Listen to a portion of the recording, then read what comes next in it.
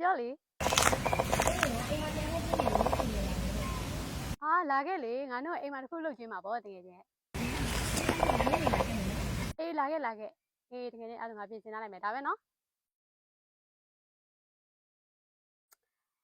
တော်ပဲရတနာလာမယ်ဆိုတော့ကဘာ shop website ကဝယ်ထားတယ်လက်ဖက်လေးသူ့ကိုတုတ်ကျွေးလိုက်အောင်ပါပဲ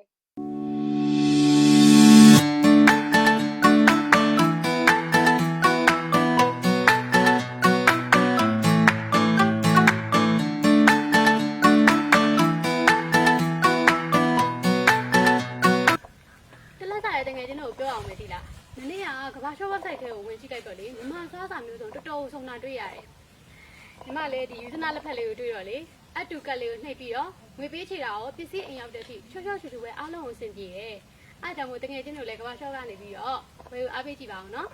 ကဘာ shop မှာဈေးဝယ်တင်နေဆိုရင်တော့ကဘာ shop website ကတစ်ဆင့်လဲဝယ်ယူအားပေးလို့ရတယ်လို့ Indiana State Indiana Police မြို့က local mini market လေးမှာလည်းကိုရန်ကိုကြသွားပြီးတော့ဝယ်ယူအားပေးလို့ရပါတယ်ရှင်အခုတော့ယူဇနာလက်ဖက်လေးတုပ်လိုက်အောင်မယ်နော်တုပ်ပြီးရရင်တော့တကယ်ချင်းတို့လည်းစားဖို့ဖိတ်ခေါ်ပါရရှင်ကဘာ shop ကနေမှာယူရတာလွယ်ကူပါတယ်